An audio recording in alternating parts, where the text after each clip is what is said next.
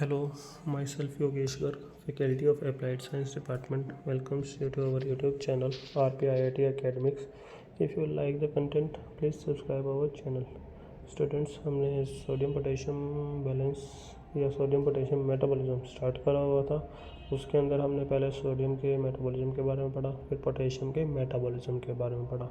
अब हम sodium potassium balance पढ़ेंगे और साथ में जो क्लिनिकल कंसिडरेशंस हैं इनकी वो पढ़ेंगे। हमने जो अब तक पढ़ा है सोडियम में क्या पढ़ा है कि सोडियम को हम हमारी बॉडी के सोडियम के फंक्शंस क्या है, उसका dietary source, metabolism, excretion, absorption and then हमने उसकी जो अपनी सिग्निफिकेंस है वो देखी थी। देन अब आगे हम देखते हैं सोडियम पोटेशियम बैलेंस कैसे है। ये जो सोडियम पोटेशियम बैलेंस है बॉडी में ज़रूरी होता है, इससे सेल की होम्योस्टेसिस मेंटेन रहती है। साथ में जो सोडियम पोटेशियम पंप है ये हमारे सेल्स के लिए एसेंशियल होता है क्योंकि एक्टिव ट्रांसपोर्ट है और हमारे बॉडी के काफ़ी इंग्रेडिएंट्स इसी पंप के थ्रू एब्जॉर्ब होते हैं, सेल के अंदर जाते हैं, जिसमें क्या होता है सोडियम तो सेल से बाहर आता है और पोटेशियम सेल के अंदर चला जाता है। अब क्लिनिकल कंसिडरेशंस देखते हैं। फर्स्ट आती है हाइपोनेट्रीमिया। हाइपोनेट्रीमिया होती है low sodium level can result from excessive fluid intake.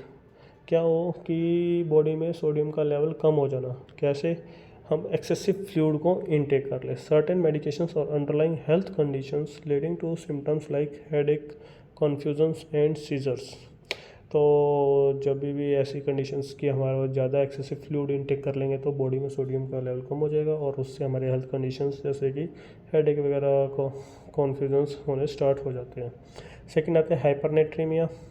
हाइपरनेट्रीमिया में हाई सोडियम लेवल हो सकता है। ये कब होगा हाई सोडियम, जिस या तो हम डिहाइड्रेशन की कंडीशन में हो या फिर एक्सेसिव सोडियम का इनटेक कर लें, दोनों ही कंडीशन सकते हैं। इसमें क्या होगा, सबसे ज़्यादा हमें प्यास लगेगी, leading to symptoms like thirst, फिर कन्फ्यूजन्स हो सकता है और मसल ट्विचिंग हो सकती है।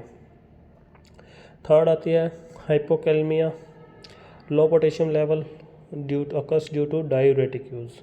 लो पोटेशियम होना डायूरेटिक के कारण, एक्सेसिव वॉमिटिंग हो, diarrhoea leading to muscle weakness, फिर इससे मसल वीकनेस होगी, क्रैम्प्स पड़ने स्टार्ट होंगे, कार्डियक इशू भी हो सकते हैं पोटेशियम लेवल अगर कम हो जाता है। मोस्टली ये जब भी होगा जब हम बॉडी से एक्सेस वाटर का लॉस कर देंगे इन या तो वॉमिटिंग करके, डायरिया के कारण, ठीक है। फोर्थ आता है hyperkalaemia. High potassium level, potassium का लेवल हाई हो जाए, ये किडनी के डिसफंक्शन के कारण हो सकता है। किडनी के अगर पोटेशियम को बॉडी से एक्सक्रीट ही ना करे, occur due to kidney dysfunction, certain medications और excessive intake leading to serious cardiac disturbance. और अगर एक्सेस हो जाते तो ये कार्डियक डिस्टर्बेंस में भी प्रमोट कर सकता है।